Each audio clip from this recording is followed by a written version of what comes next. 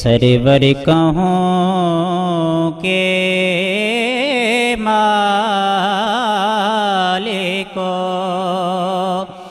مولا کہوں تجھے.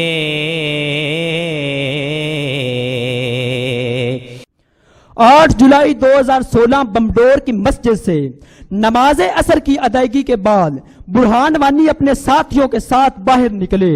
اسی لمحے بھارتی بھیڑیے چاروں جانب سے ٹوٹ پڑے.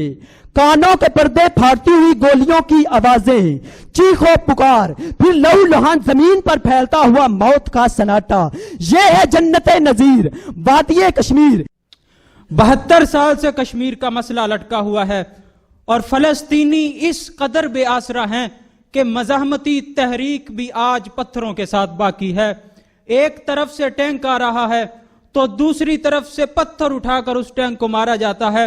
ہاتھی اور چونٹی کا مقابلہ ہے. جامع والا آج بھی کشمیر کی وادی آزادی کے نعروں سے گونج رہی ہے. چشموں کا پانی شہیدوں کے خون سے سرخ ہو چکا ہے.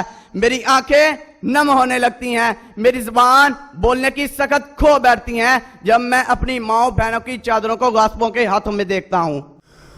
آج ہم بھی پاکستانیوں کے ساتھ کشمیر ڈے منا رہے ہیں.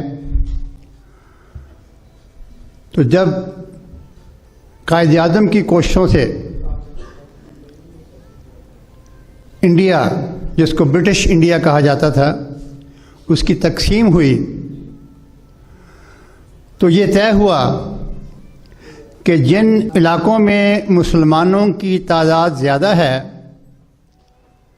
وہ پاکستان کے ساتھ جائیں گے، اور جہاں پر ہندوؤں کی تعداد زیادہ ہے وہ ہندوستان کے ساتھ جائیں گے.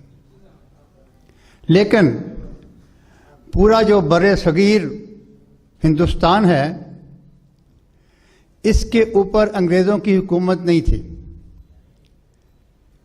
اس میں 550 سے زیادہ شہزادوں کی، راجوں کی اور مہاراجوں کی حکومت تھی. ان کو اختیار دیا گیا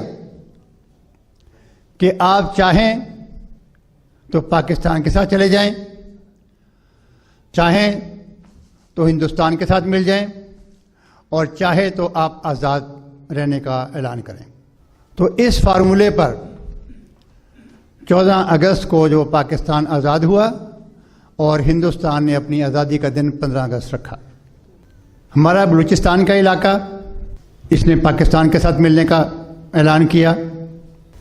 سوات کا علاقہ، وہاں پہ بھی ایک والی سوات تھا، اس نے بھی پاکستان کے ساتھ ملنے کا اعلان کیا. اور بہاولپور کی اسٹیٹ، اس کا تو جو نواب بہاولپور تھا ان کا تو اعلان بہت ہی زبردست تھا. اے gentle main enters his house from the main door. جو شریف آدمی ہے، جو معتبر آدمی ہے، وہ اپنے گھر کے مین دروازے سے ہی گھر میں داخل ہوتا ہے. اور میرا مین دروازہ پاکستان ہے، میں پاکستان کے ساتھ ملنے کا اعلان کرتا ہوں.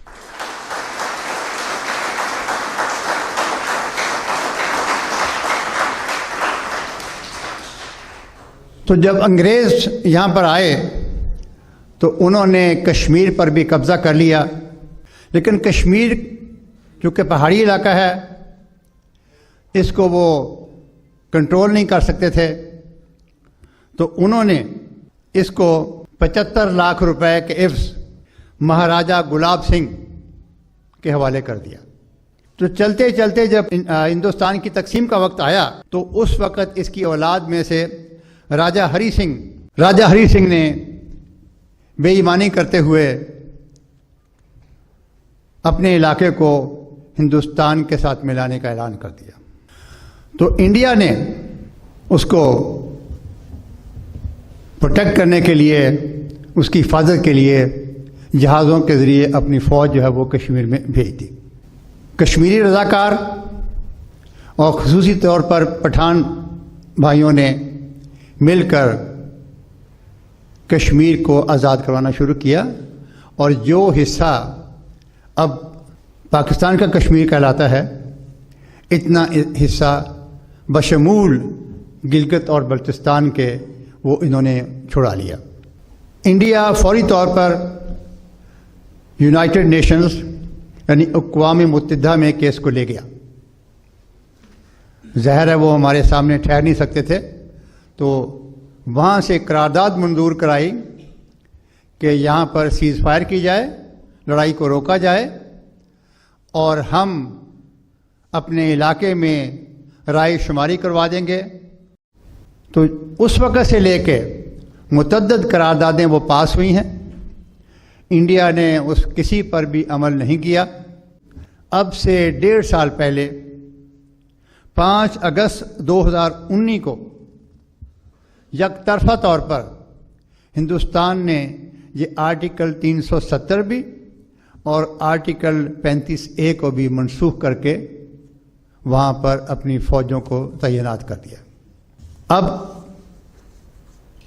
ہمیں امید کچھ بن پڑی ہے، ہندوستان پر پریشر بن رہا ہے، اور امید ہے کہ ہندوستان جو ہے وہ جلد یا بدیر کشمیر کو آزاد کرنے پر مجبور ہو جائے گا۔